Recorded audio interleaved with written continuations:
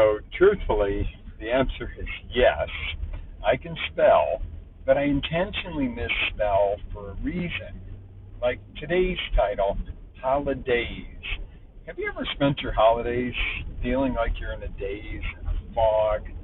And what spurred this morning is as I'm driving down I-4, it's really foggy, and everybody's really in a daze because this traffic is out of control. And I'm like, oh, this is crazy. And I'm like, well, but part of it is, I see people in the mirror cleaning out their eyes and, looking all disheveled and, you know, hurried. And this is the time of year where you're supposed to be celebrating, enjoying, and having family time and having fun. Instead, we all run around in a daze of stress and eating crap and everything else, and we wonder why we get sick. Monday's show I did on surviving the holidays, and it's so true. What happens around Christmas time and New Year's every year? The flu. Actually, back it up. That starts to happen right around Thanksgiving time. Okay, number one, you've got stress. Number two, you're eating stuff that is way higher in sugar for as a general rule. You're consuming way more alcohol than you normally would. You're getting invited to parties. You're going to crowded stores where everybody's in a hurry and stressed. And everybody thinks it's, oh, I got near somebody with a bug. There's a bug. There's a bug. There's a flu bug that got me and bit me. And, yes, there's viruses, okay? I'm not denying that. Some people are like, oh, you just deny there's viruses. But don't forget the old garbage strike in New York City years ago, where the garbage men went on strike and the garbage started building up on every corner, and it was filthy, dirty, smelly, and they were overrun with rats. And trying to say that you get sick just because there's a virus in the air is like saying that the rats brought the garbage to the city, if that makes sense. The garbage is equivalent to you getting sick, and the rats are the equivalent of the virus or the bacteria when you compare it to your body. So really, do the viruses bring the illness, or does your body being weakened and broken down allow the virus to take over? There's viruses all year long. In the summertime, you say, well, most people don't get sick in the summer except for that occasional summer cold, but it's because of the weather. Well, I beg to differ on that to a point of those same viruses are around. Now, the heat kills some viruses, as we have seen very clearly over the past few years. So, yes, maybe there's a little less viral load, but the cold also kills viral load and pathogen load, or else the hospitals would keep the rooms at 90 and not have. Into the hospital, it's like it's an act of God to get a blanket because they got the place freezing like the inside of a jailhouse. All right, so both extremes kill viruses, but people are like, oh, I'm going to catch a cold from going out in the cold. Not true, to a point. Now, I used to say totally not true. Now, when you're out in the cold weather, your body has to step up its metabolism. It is a stressor on the body. It can be good, but too much cold does have the tendency to have an effect on the immune system. So you could allow a virus to take over by being cold too much or getting damp and chilled, but the actual cold air or the dampness and the chill is not what gives you the cold. If that makes sense. It's more of an internal scenario. Two people can come in contact with the same person who's got a virus or an illness and be sick. One person catches it, the other doesn't. Why is that? It isn't because of the angle or the direction, or the one person was 5.5 foot away instead of 6 foot away, or one had gloves on, the other didn't. It simply comes down to, is that person's body clean? Is their immune system able to handle a viral load when they come in contact with it? Even when you're healthy, clean, and your immune system's up, you should be able to ward off most viruses. Okay, there's always the one or two exceptions, but as a norm, most of the time, the person that's going to catch any virus or get sick in the room when others don't is the one who's got their immune system in a compromised situation. So you might say, well, how do we deal with that? I mean, it's not. I don't know. How do I control my immune system? I don't tell it. Strengthen up.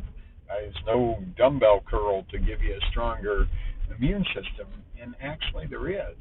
It's mostly reduction. Reduce the sugars. Okay, stay away from processed sugars. Stay away from processed breads. Anything that can sit in the cupboard or on the shelf in a package and not go bad in like a day or two, you don't want to put in your body. That's gross. It's full of preservatives. It's full of toxins and chemicals. Eat raw, fresh, clean. Eat organic. Okay, because you see, and I know everybody's like, oh, here he goes on the organic craze. That stuff's expensive. And I read an article that said organic's no different and tap water is no better than like essential water. Well, it is. It's a lot different. Chemical processes in your foods, they're a foreign matter to your body, and that is something your immune system has to deal with.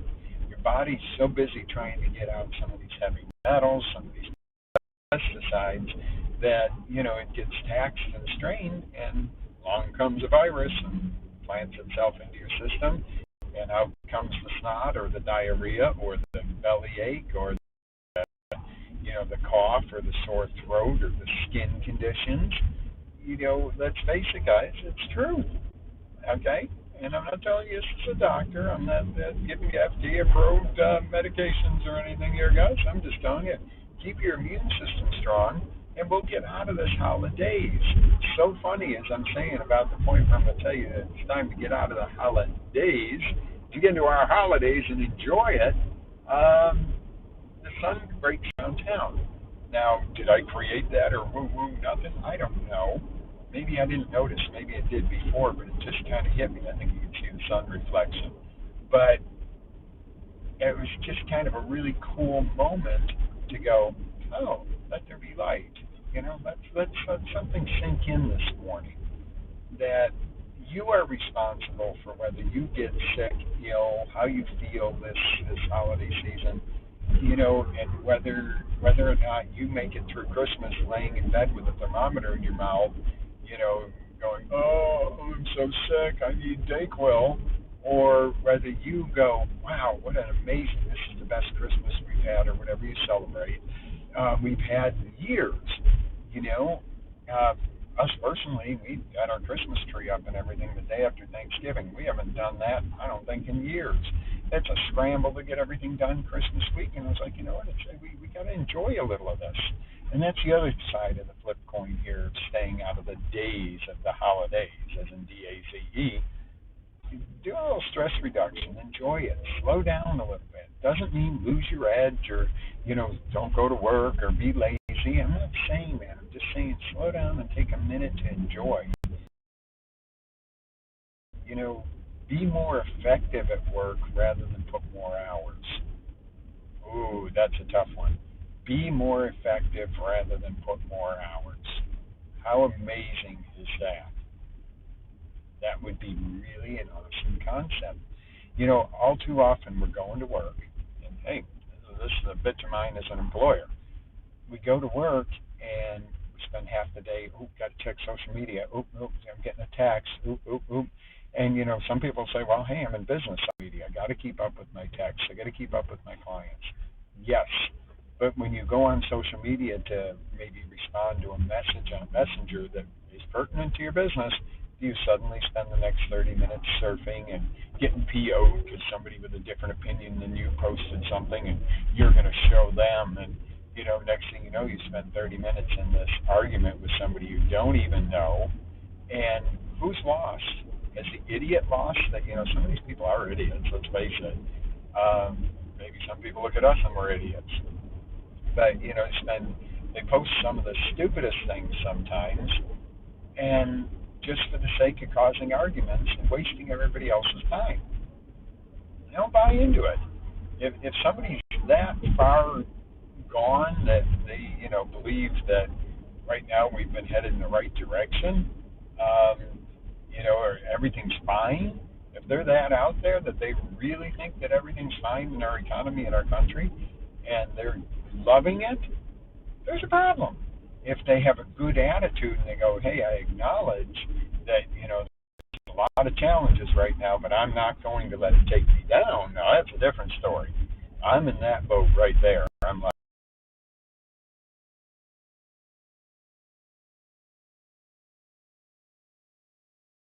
right now, and that's my opinion. You might like it. That's your opinion. You're entitled to it. But I'm not going to sit there and go, well, I'm going to wait, 3 more years, 2 more years until before I can be happy and working on growing my business and that. Yeah, it's a way tougher environment on business people, and gas and fuel prices are way through the roof, and labor shortages, and you can't get this because there's a shortage of this, and where's the damn shortage? But the reality of it comes down to, I'm not going to let that affect me on my everyday basis. I'm not going to say, well, I can't, we're not going to try anything, or we're not going to innovate our business because we got to wait till we get another president. God knows what's coming next. So right now, we're dealing with the right now. I agree with that. But I'm not going to sit there and argue with people and, that are posting just idiosyncrasies out there that I don't agree with. you know, I might take a stand at some point and say, hey, open your eyes, look at what you're, look at some realities, or I might engage in some conversation occasionally, if somebody's willing to engage in a way that they're willing to try to learn back and forth. But my whole point to that was, how many times do you go on an offshoot of, you go on to respond to somebody, and you're, oh, cool, I've been waiting for this customer or client, or, oh, it's a customer inquiry, and next thing you know, you're fighting with somebody about, the new amendment to put apartments on the corner in your city. It's not going to affect you one way or the other. Maybe a little more traffic or something, but we're going through that right now. Everybody's fighting over, should they build more in the city, should they not, should that.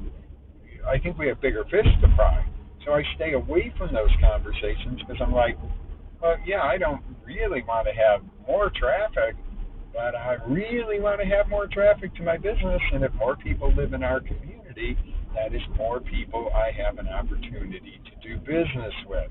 So I look at that and go, it's not worth my time to argue with, so let them fight it out. And when it's all over with, whether we get more people into the city, that's more business, or whether they block building more and it keeps the traffic lighter, it'll allow me to get around faster.